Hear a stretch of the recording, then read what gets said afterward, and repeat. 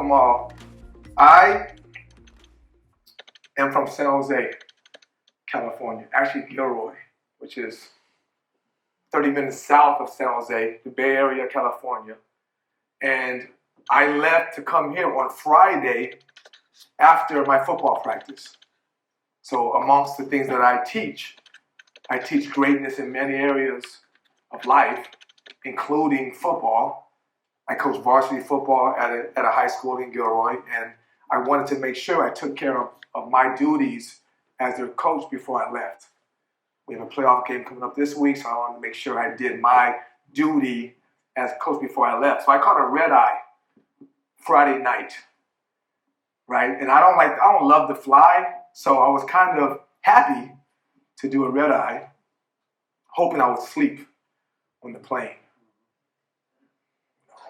And somebody told me that too. You won't sleep. He said, "Bobby, I got a trick. I want you to buy one of those horseshoe pillows." And I said, "I can't look cool in a horseshoe pillow, man." For real? No, I'm telling you, do that, you'll be knocked out. So I bought the $80 pillow. And it didn't work. Right? Mainly because I was stressing about providing value to you guys. Right? It's important to me in every room I walk in, and I'll get into like how I talk about my kids. That's Jackie, she's a freshman at UC Irvine, and my son is a sophomore. We brought him up to varsity, so he's with me officially now. He's the high guy in the middle. That's my twin brother. My twin brother.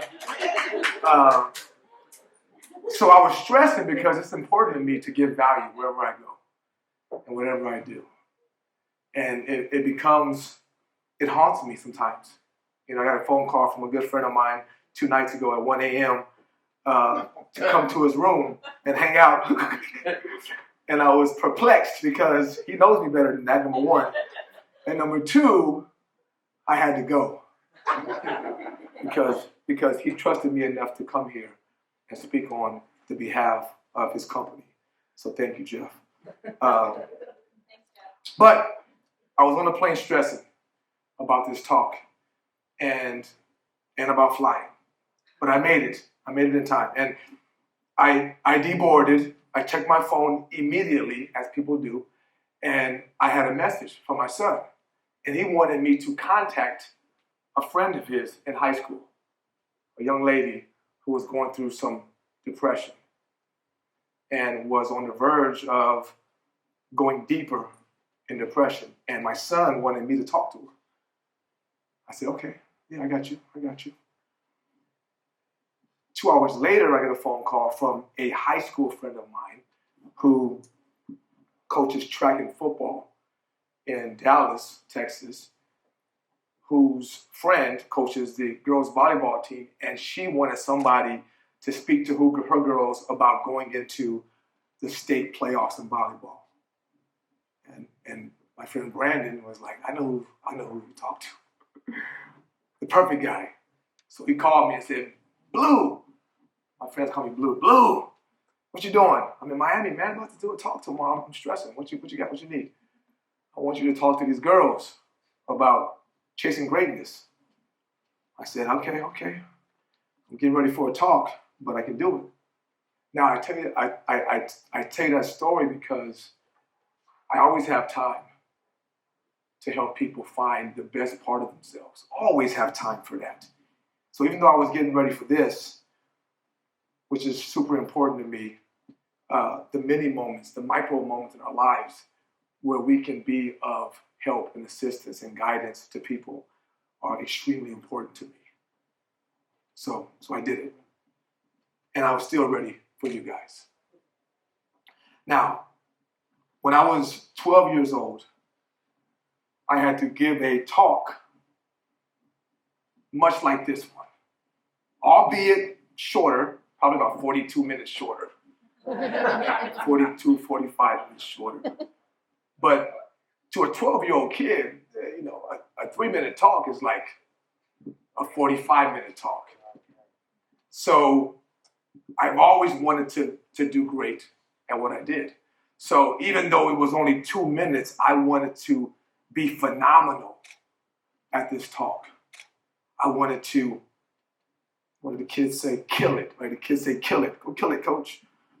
So I prepared the same way I prepared for this, right? In earnest, with diligence, right? So every day on the way to school on my bike, every day home, in my bedroom, in the bathroom, right? Eating dinner, I was rehearsing this 3-minute talk, right? And what it was I had to give a current event.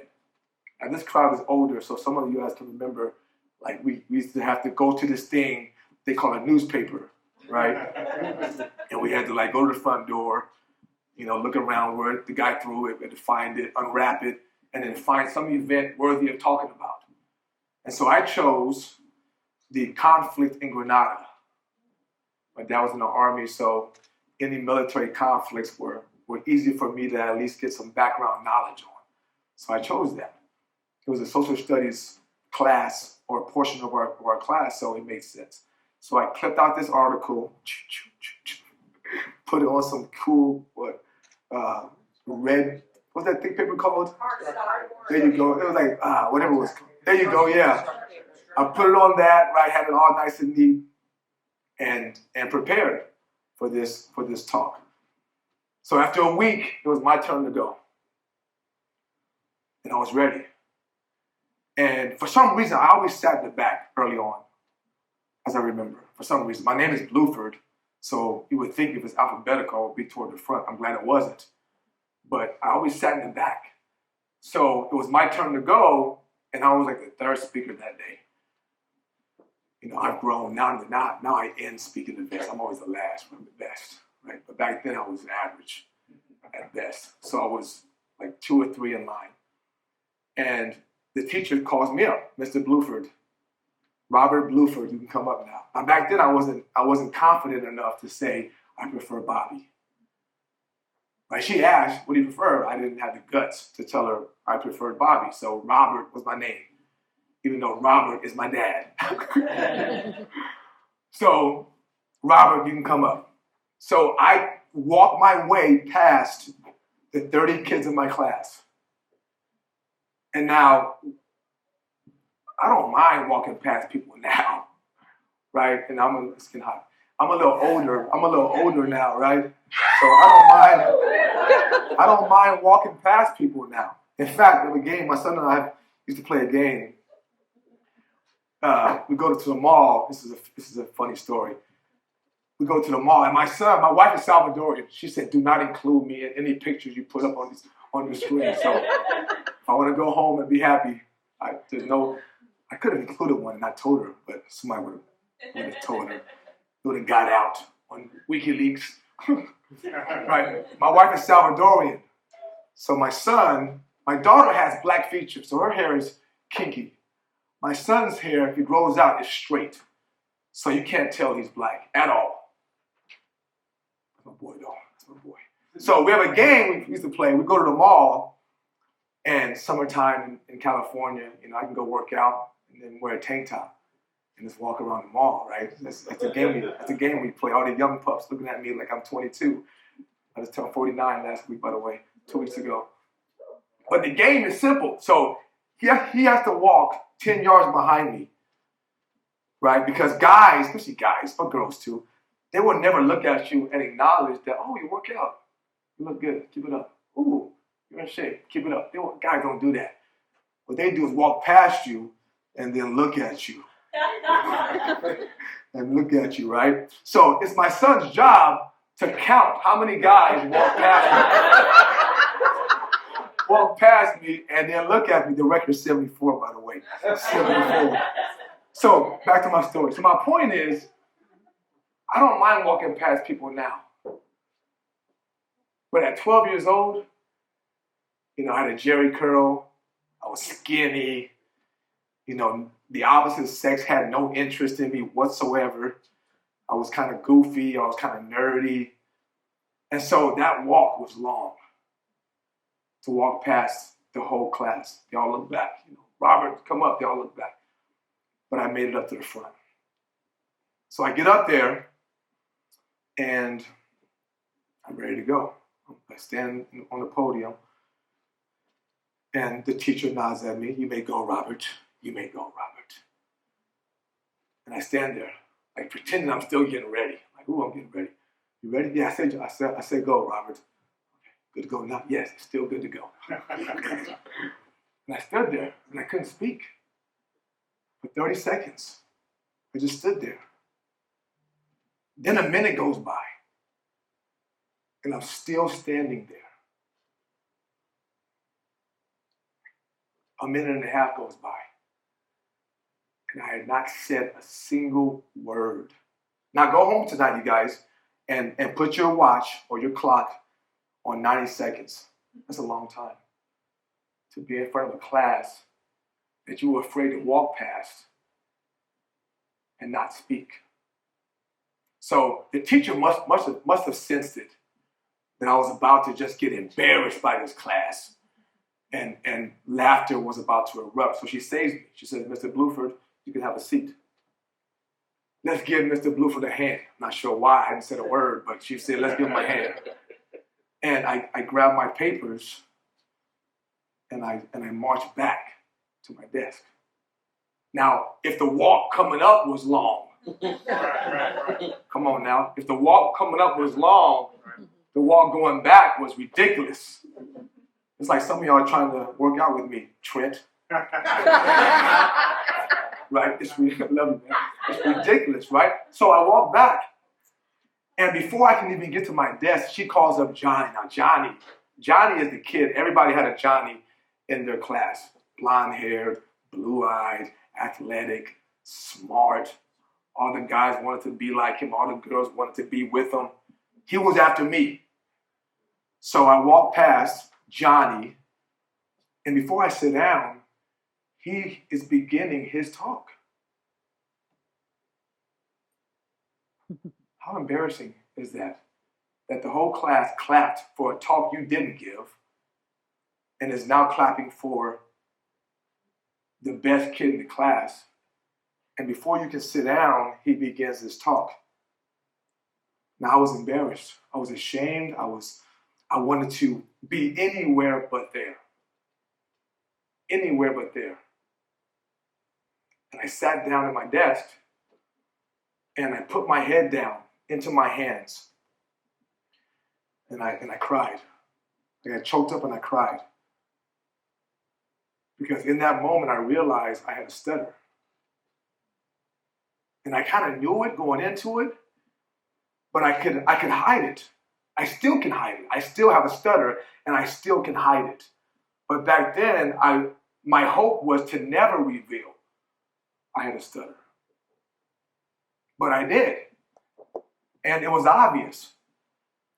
And then at once, everything about me that was weird and different came to the forefront in my mind. I was the only black kid in my class.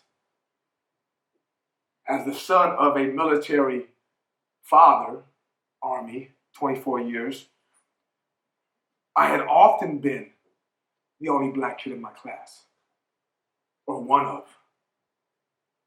But I didn't realize it until I had a stutter. So now I was a kid with a stutter and black and ugly and skinny. Just different. And whether it's your color, whether it's your stutter, whether it's your weight, whether it's your gender, whether it's who you're attracted to, many of us have a moment like that in our lives. Many of us do. Many kids and adults still do. And so what happens is we get lost. And we fall and we tumble and we drown in those feelings of inferiority, of vulnerability, of less than. And that would have been me. That would have been me if it were not for sports. You see, in many ways, sports saved me. In many ways, it saved me. Because in sports, it doesn't matter how you talk or if you stutter. It doesn't matter if you're black or white. Doesn't matter. All that matters in sports is, can you dribble and can you shoot? Can you throw and can you hit? Can you run and can you tackle? That's it. That's all that matters. And so for me, having something that allowed me to just be who I was without judgment and let my activity, let my ability talk for me was all I needed. So I lost myself in sports. I became consumed in sports. I let sports be the fertilizer to help that little 12-year-old boy who stuttered grow. So I played basketball, loved it. I played baseball. I liked it, but I liked it, but it wasn't my deal. But football was my deal, right? Because in football, like basketball, like baseball, you get the benefit of all the things that sports give you: camaraderie, teamwork, discipline, fighting through adversity, right? But football gives you one more benefit they don't give you. One more benefit that I needed: the ability to take all my pain, all my hurt, all my discomforts, and apply it directly to somebody else. Directly to somebody else in the moment, legally. Legally, right? So that was me. Right? So for 13 years of my life, from age 8 to 20, whatever the math is, 21, that was me. I found myself. I built confidence. I built a little muscle. Right? I became what that 12-year-old boy who stuttered couldn't become. I built a brand upon that. I built confidence. I built Coach Bobby. Before he was Coach Bobby, I built Athlete Bobby based on that.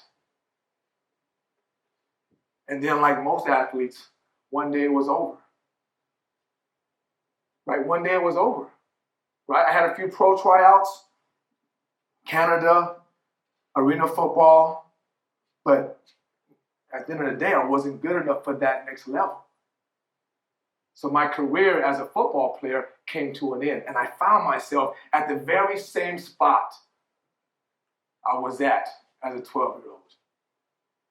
Scared, lost, didn't know what was next, didn't know how to replace that, and this time I didn't have football to save me. So I spiraled again. But I have a superpower, guys. Besides this, I'm extremely curious. And I look for patterns. I look for structures. I look for commonalities. And so that skill helped me play football. I realized there was a way for a skinny kid to get strong. It was just eat the right things, work out the right way, and you get strong. I realized there's a way for a kid who's not that fast to get faster. You just do X, Y, Z. And because that kid, that 12-year-old boy, could end up being a scouted football player, I thought anything was possible. I thought if I could take those same abilities to see principles, to see structure in whatever I wanted, I could build a similar career by doing the same thing. So I did that. I began to use the discipline, the hard work, the drive, the passion, the fight to try and find something to give Coach Bobby back then, a new brand, a new confidence. And so I did that. So I went back to school, got an MBA in finance, of all things, right? I came to find out later that's the one career that my subconscious chose because there's not very much speaking. Just go in the freaking back and do some spreadsheets, Bobby, which I didn't mind doing. Balance the ledger, Bobby. Do the balance sheet and the P&L, Bobby. Perfect. Right? I know now that part of me needed to be away from people still.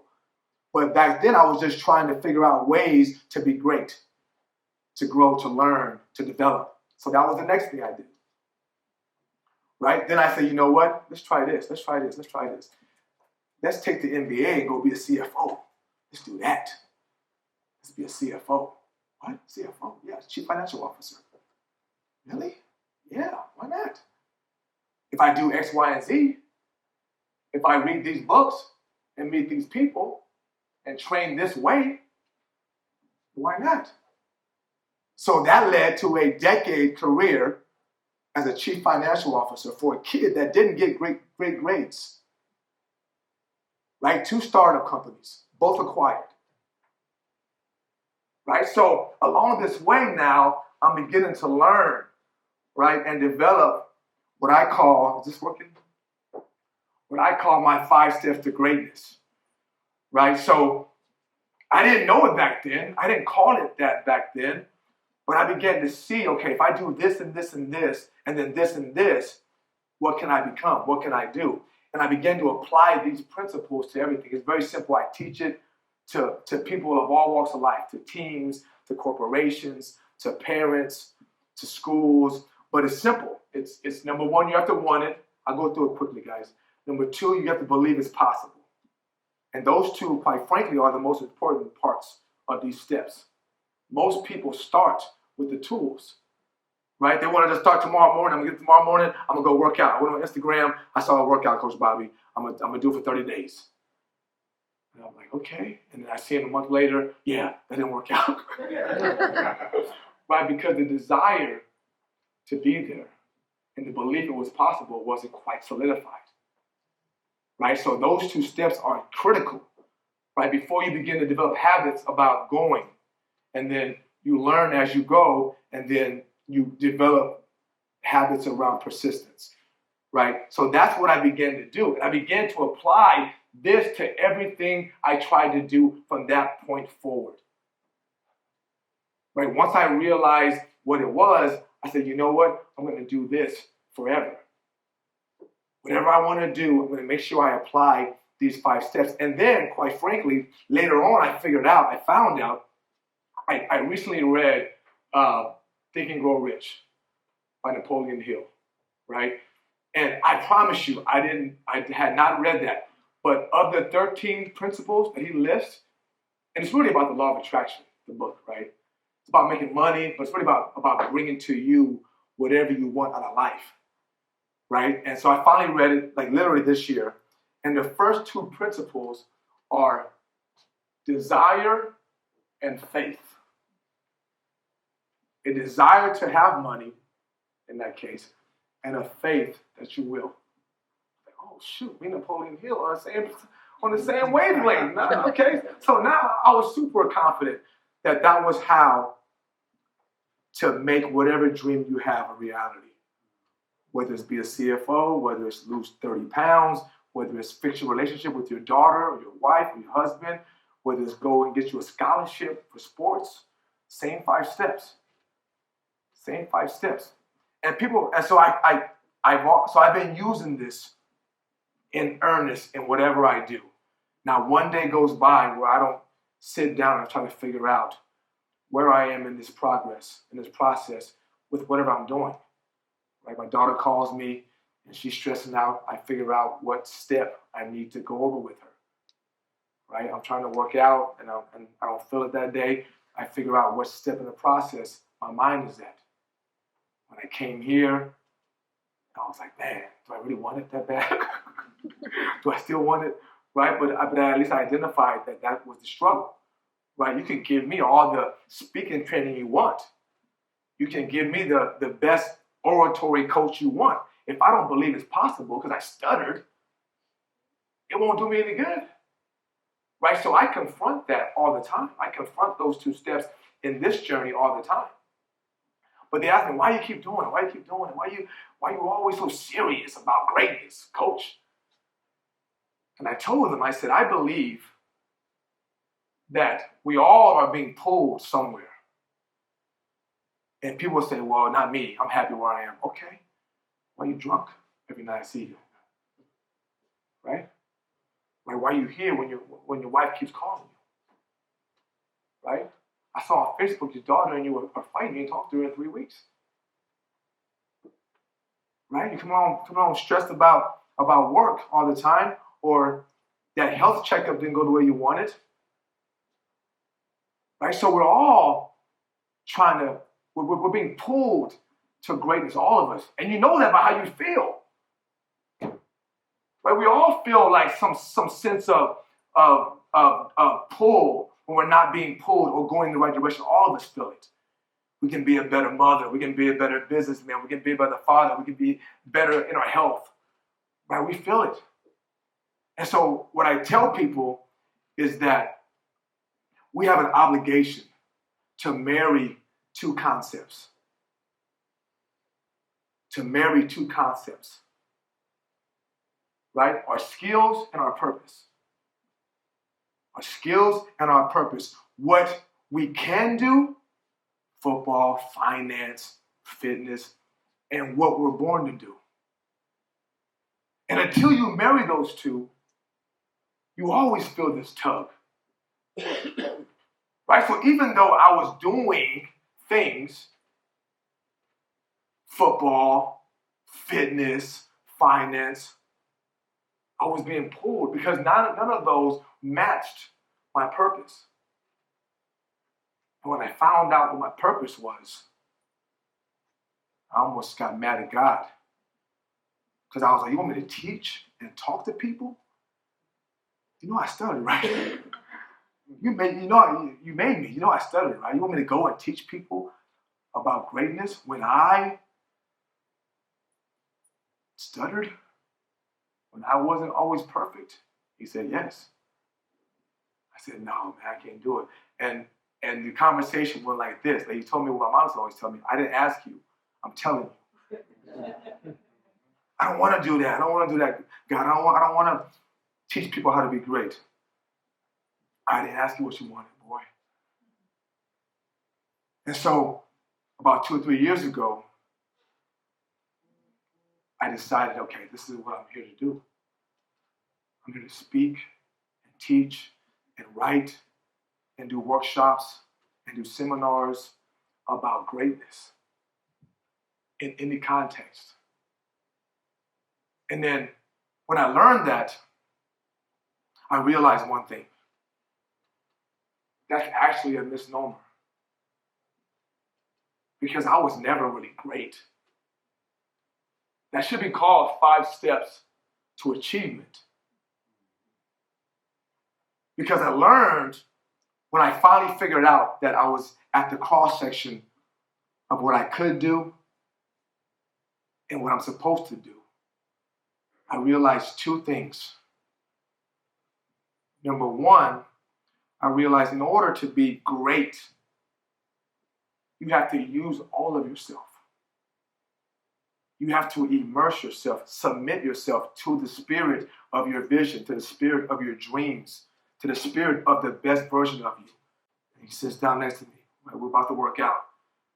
And I'll say, man, I don't want to work out today. And we'll make deals. We make negotiations.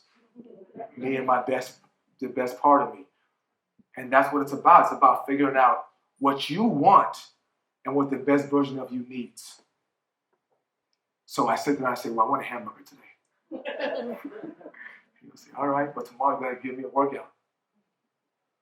Right? It's like a relationship. It can't be about you all the time. Right? For it to work. So I realized that you need your entire self to be great. You can achieve with part of yourself. And we have 2 sides. One side is about strength and conviction and fight. And we all need that. We all go through adversity when that's required. And I'm good at teaching that. Right? I built a brand upon that. I walk around in tight shirts, right, because of that. I built a brand on strength and courage and fight and passion. But that's half of it. The other half is vulnerability and honesty with yourself and people you communicate with and deal with. And love, guys. And sensitivity, right? That part's important too. Most people only deal with one of those 2. And so I realized I could get by with finance using one half. I got by with football using one half. I got by with my fitness using one half. I couldn't do this. I couldn't do what I meant to do with just strength and conviction. I tried, it didn't work. You know, I began a fitness brand after my last CFO position. So I've been doing that for the last 7 years. And I've been teaching 5 steps to greatness to everybody. And I've been intertwining it into a fitness program, into diet and exercise. You gotta want it, you gotta believe it's possible. Right? Let's get good habits. Right? Let's learn as we go. Learn about carbohydrates, learn about high intensity training, right? And then let's develop a plan to keep at it when we want to quit. But I've been teaching it from the standpoint of strength. And right? Like what you see on television. Shit don't work, man. They don't. Like the biggest loser contestants, Google the after effects. None of them stay small. It don't work. Right? It's part of it, but not all of it. And raising a daughter, as you saw, you damn sure can't just do that and be all the time. Right? So I realized, okay, I got to tap into this other side of me. I got to tap into this love side of me, this sensitive side of me. Right? And I realized I could never have been great. I could do achievement. I could not have been great because that side of me that I needed to be great was still sitting in that chair with that 12-year-old version of me, crying. That part of me that was vulnerable and sensitive was sitting in that chair and nobody went to go save him. Nobody, including me. In fact, I used him as a launch pad to become strong and to achieve greatness in football and finance and fitness, all because of him. And I had left him behind. So I figured out, you know what? My mom passed away when I was 28. And she might have been the last person on earth that believed in that kid. So I'm going to go get him. I'm going to go get him. The same way many of us have a 12-year-old version of us that needs saving. I went and saved him. And stood up for him. I said, you know what? Walk by me in the mall. Let's see what happens. Walk by me and see who laughs at you. So now, I can do this. Because I have him with me. And I can be honest. And I can be vulnerable. And I can be normal. And I can stutter sometimes. And it's okay. And I can have black skin. And it's okay. But I had to do that. To be right with myself. To be whole with myself. So that was number one. I realized that when I came to this point in my life that I had to go back and make myself whole before I can move on. But then I realized, okay, what now? Well, now I still want to teach 5 steps to greatness. But the sticking point for many people is value. Like that 12-year-old boy didn't value himself. Like that girl I talked to the other night didn't value herself. Many of us stuck with health problems or at work or relationships don't value ourselves. So I can give you this, but do you want to be healthy? Right? Maybe you don't. At a subconscious level. Right? I want to be the best speaker in the country. But if I don't want to fly, right? A part of me doesn't want to fly, then that goes in direct conflict with that. So part of me wants it, part of me is like, oh, if you don't get that big on, it's okay. Right? So we have to recreate a value system that allows us to at least propel these 2 steps and fuel them until it makes sense. right? Fake it till you make it. Until like right now, you might not see yourself as a doctor or a speaker or 20 pounds lighter. So me telling you, all right, these are the 5 steps, might not be of any benefit now. So what I did was I went back and said, you know what? How did I get here? Because that's the secret sauce. The football was easy. The finance was easy. Right? Being a good father and a good husband is easy because I wanted it so bad and I believed it was possible.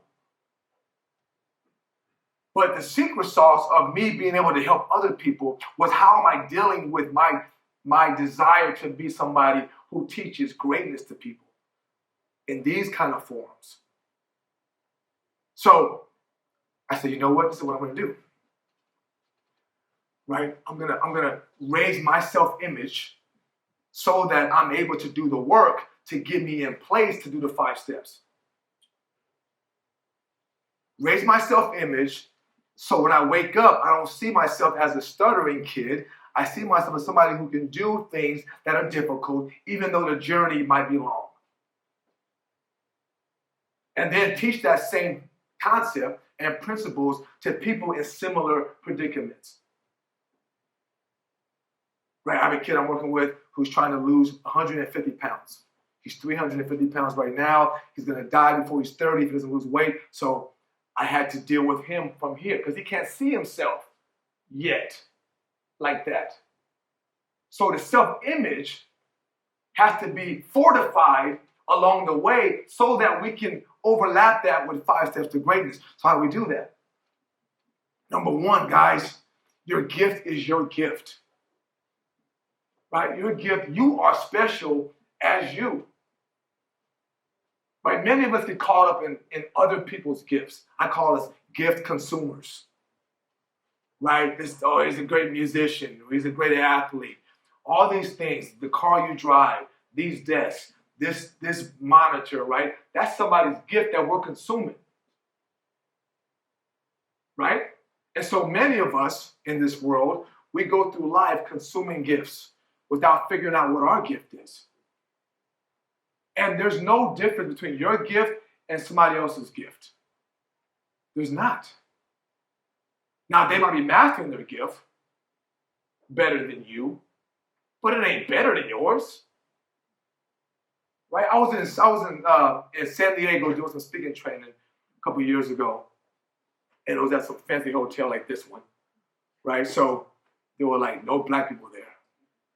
Right? So, not good or bad, but there was no blacks there, right? So I got there early for my training. I'm going down the hall, and I see a person. It's about 6 a.m. in the morning. And so I'm like, wow, okay. So I'm walking close to him, and I'm beginning to like get closer. He's wearing a sweatsuit. I'm like, okay, it's kind of cool. Wearing a sweatsuit. I realize about halfway down this 100-yard hallway, there's a black guy. I'm like, wow, okay, it's a black guy in a sweatsuit in a nice hotel. He must have money. Because you don't just walk around with no sweatsuit in a hotel like that.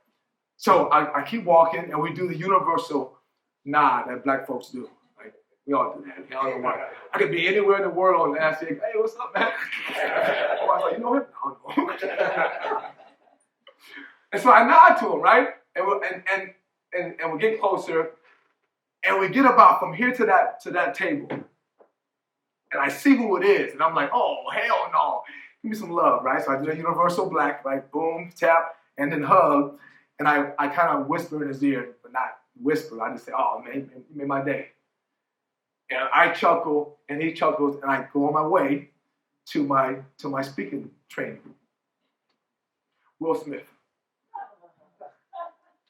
It was Will Smith getting ready for the movie coming out, where he plays the father of Serena and Venus Williams, which is what he was doing. He was preparing, he was practicing his golf stuff for the movie. But the point of the story is, I wasn't like flabbergasted that I met him. And I go into my room, kind of like this room, and I say, guys, I just ran into Will Smith. What? Did you get selfies? Selfies? I'm like, Coach Bobby. And did he get a selfie? Am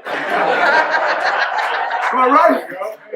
So I'm like, You know how to get a selfie. Call my wife and kids. I text them. Oh my God, did you get a selfie? If one more person says that to me. But I was like, man, is something wrong with me? Am I weird?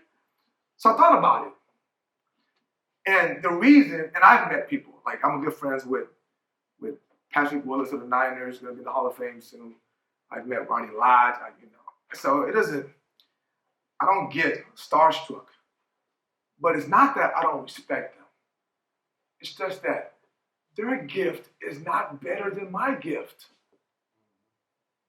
So why should I be enamored because he can act and sing? Now, I applaud that he found out what his gift was and he's maximizing it, but that ain't better than somebody who can play the cello or design circuits or build buildings or make pastries. If you find your gift, that's your gift. And if you maximize it, you can be at the top of the world in your gift, and he will see you and say, oh my God, that's the girl who makes cakes. That's the girl who makes cakes. Right? So I wasn't flabbergasted. So part of this value, the self-image value propelling is that you have to recognize that finding your gift is the important thing. It's not that you have to compare yourself to anybody else's gift. And you're not done. Like there's this scene in My Cousin Vinny where he's talking about grits. And the guy was saying that, he saw somebody walk by, it was 2 minutes, and wait a minute, sir. See, you were making grits, right? He's like, yeah. Well, grits take 4 minutes to make, whatever it was. Like the point was that you can't rush grits. Or you can't rush how fast a tree grows.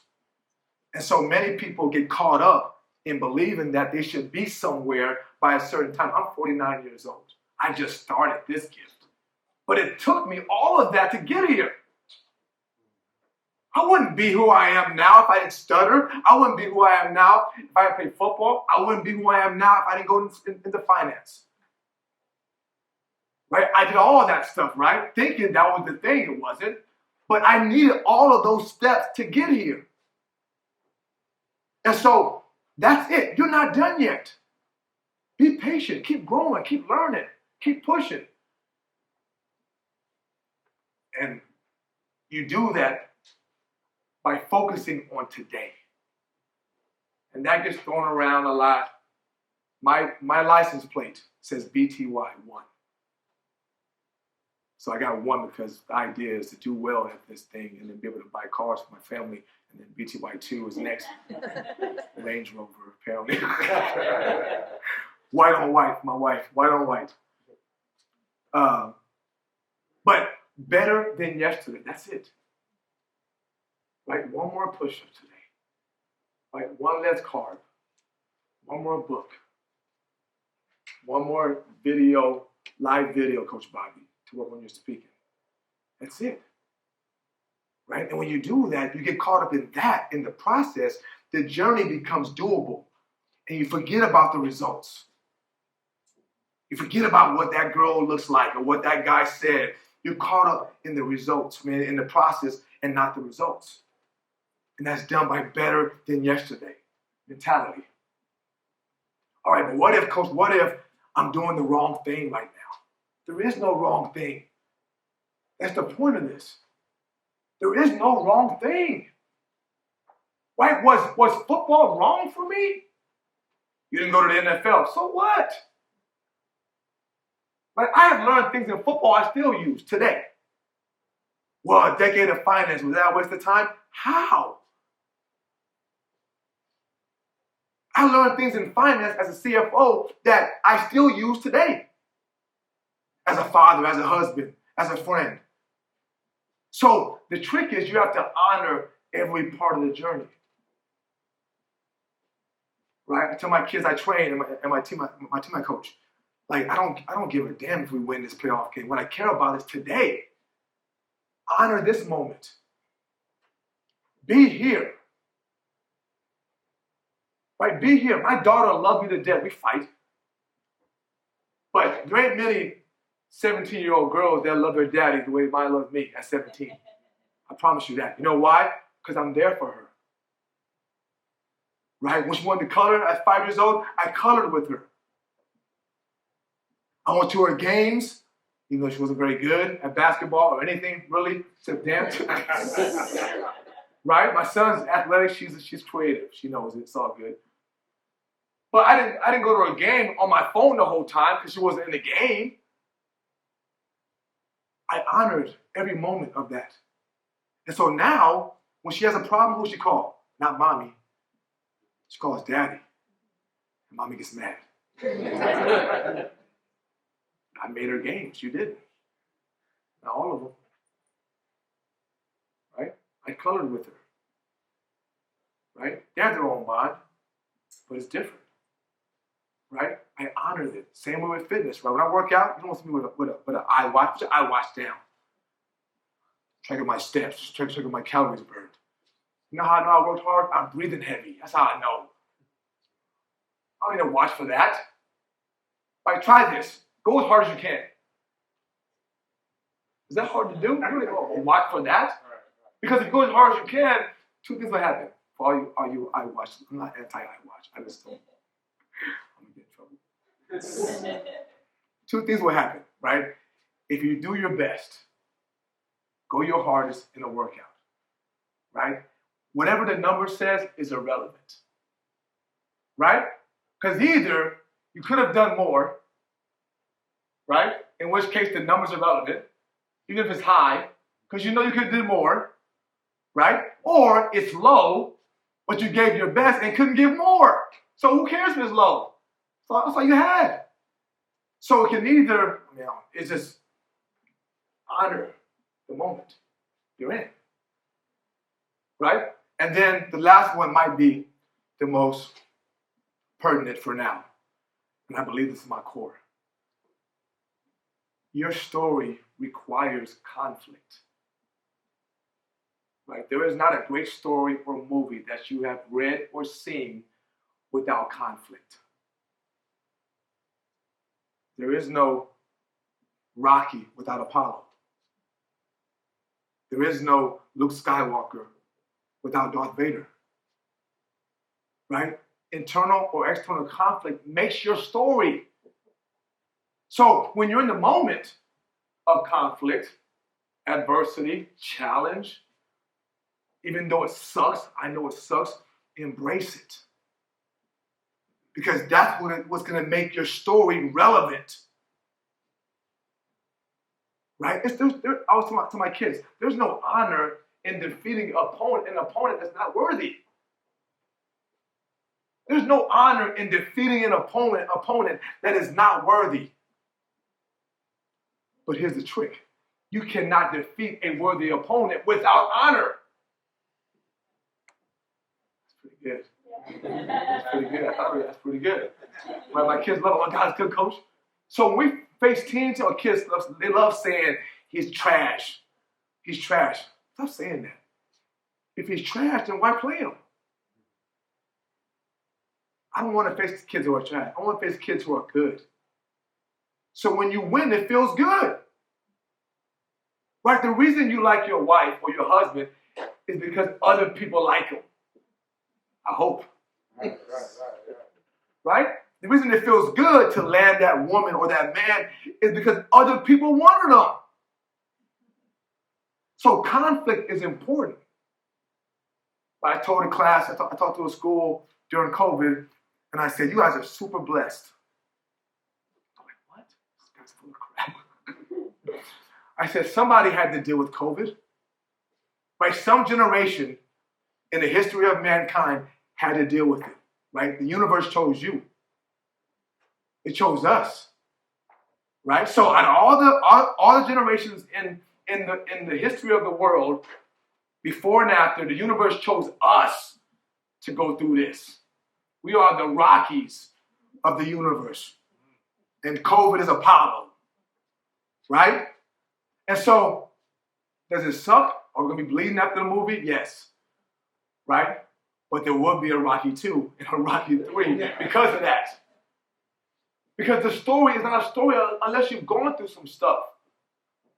So when you have these components along the journey, it makes the 5 steps doable. Right? That's why I love talking to teens and schools, because you remind them that they can do it. And you get them caught up in the day-to-day process, the day-to-day work, as opposed to the end results of getting an A or getting a scholarship. Remind them that the journey is long and that it's made up of thousands of small steps if you do it that way. So I teach those things, the 5 steps to greatness, and now I teach this as a part of the same curriculum to help aid people in pushing kids and adults and teams and organizations toward greatness, right, with the 5 steps, but it gives them fuel to do so in the day-to-day, right? So the 5 steps is more macro. Coach Bobby's 5V is more micro. That makes sense? It's a lot to do. All right, so I'm going to give y'all a little parting thoughts. We got 8 minutes. That's my dog. Oh, boy. Long time ago. See his form? So this year he's done playing basketball. He said he wants to get big for football. So we'll see. We'll see. All right, guys. So you guys probably can relate to the story a little bit. So my son played AAU basketball for a long time. From the age of like 7 or 8 until before COVID. And when I first had kids, when I first had children, I was like to my babe, my wife said, babe, I am not emotionally equipped to be a parent. I promise you. I knew going into it. I knew I wanted kids. I've always loved children. I've been coaching people, coaching kids since I was a kid. I mean, I come home from school as like a high school kid. My mom would have 2 boys in my house that, new Army families, to be 2 young boys that are in middle school. Oh, my son is in high school. He can help you with football. So I've been helping people my whole life. So I've always loved children, but I knew I couldn't handle the emotions, right? And for some reason, the 2 emotions that permeated my mind from day one of me having the thought of being a parent was my daughter getting dumped for the first time and having to go to jail. But deal with it as a dad. And then my son missing a free throw in a game and the pain he would feel. And literally, those are my two biggest thoughts I had before having a kid, any kid. And so I thought, whatever. So that second of those scenarios came to fruition about 4 or 5 years ago. And my son was playing basketball, obviously, and we were down by 1 point. And the opposing team was out of foul to give, which means the next foul they did meant free throws, right? So as time expires, my son's going to the lane with some crazy move, and he gets fouled as time expires. So the clock says 0-0-0, and he gets 2 free throws. Now that's the worst thing you can do to a kid, because when time's expired, both teams are on the bench, right? So you are on the court by yourself, you and the ref, because the game's over, right? If you miss it or make it, then if you tie it up, it'll go overtime. Other than that, it's over. No rebounds or anything. So 0-0-0 on the clock. He's shooting a 1-and-1, which means if he makes the first free throw, he gets 1 more, right? We're down by 1. So I'm his dad, I'm his coach, and whatever team my kids are on, I am a coach, whether I'm official or not. So I'm like, at this point, I'm sitting like down right behind the bench. And I'm like, come on, guys, let's go. So he goes up there, and he's pretty cool. He's pretty, his mentality and his mental toughness is pretty good. So he goes up there and he drains the first free throw. Like this, it looks. I think he even gave the team a little glare. He was done. Gave him a look. Calls timeout, exactly, to what they call ISO, right? Make them think about it more. So me being the passionate coach / dad I am, I come down from where I was sitting My son sees me, and I said, they're trying to ice you, son. They want to ice you, my boy. They can't ice you. You a Bluford, man. Can't ice you. You tripping. Coach, you tripping. My son don't succumb to that. He missed. He missed the free throw, right? So they go to overtime, and they lose. Right, so he's crushed. I mean, he is crushed, right? So we're driving home, and he's in the back, and he's quiet. My wife's like, it's okay, son. You did good. Be quiet, babe. We fight all the time. Don't say good job if it's not a good job, right? Don't say it's okay when he needs time to deal with it, right? I know it's your mom. It's a mom thing, but you're wasting your time, right? So we're driving, and he's, inconsolable. So I'm like going through my head, come on, coach, you want to be a coach, right? Come on, motivator, help him out. So I finally turn the music down, and I say, listen up, guys. Listen up to the whole family, my wife, my daughter, and him. Because in all these moments, we can all learn, right? So I wanted my daughter and my wife to learn as well. So I said, son, it sucks, I know. It sucks. Missing a free throw to win the game does not feel good, right? And I told him in that moment, a part of me wanted to take you off that free throw line. Right? As a parent, I would rather that be me up there than my son. I'd rather it be me waiting for a phone call for the prom than my daughter. Right? As a parent, you just want that pain to be on your shoulders and not theirs. So I said, son, a part of me wanted to get you off that free throw line and not have you shoot that free throw. Have somebody else's kid up there and let that kid have the pressure. He's like, really, Dad? I'm like, yeah, but be quiet, because that thought lasted only a second. Because I want you to make winning free throws in your life. I want you to get scholarships in your life. I want you to get promotions in your life. I want you to ask the finest girl in school on a date and her say yes in your life. So yes, I want you to be the kid up there, my kid up there, who makes the winning free throw. He's like, oh, thanks, Dad. I ain't done yet, son. Right? But to do that, you got to be willing to miss it. You got to be willing to miss it in life. To be great, you got to be willing for her to say no. For them to say no. For them to laugh at you. For you to fumble. That's what life is about. It's not about sitting in the harbor. It's about getting that boat and that vessel that you call your human greatness and getting it out of the dock. And going sailing to figure out who you can be. And most people won't do that. Now you guys, I can tell you guys, obviously are different. Right? But people around us need reminders. And it's so easy to get caught up. Right? And to play it safe. Right? And not try this and not try that. Because you might get laughed at or you might fail. So what? So what? Because I promise you, if you hit a free throw to win a game, it's worth all the ones you missed. In life, if you get that promotion, finally, all the times you didn't get it don't matter. Hall of Famers, they'll tell you, all the years they didn't get in, once they get in, it don't matter. So I want us all to use that story, that analogy in our own lives. Not just for us and what we're doing and trying to be. Right? So yes, I want us to reach for greatness. But I also want us to use these stories and these tools to be able to go into our communities and our families and be able to teach it. That's all my time.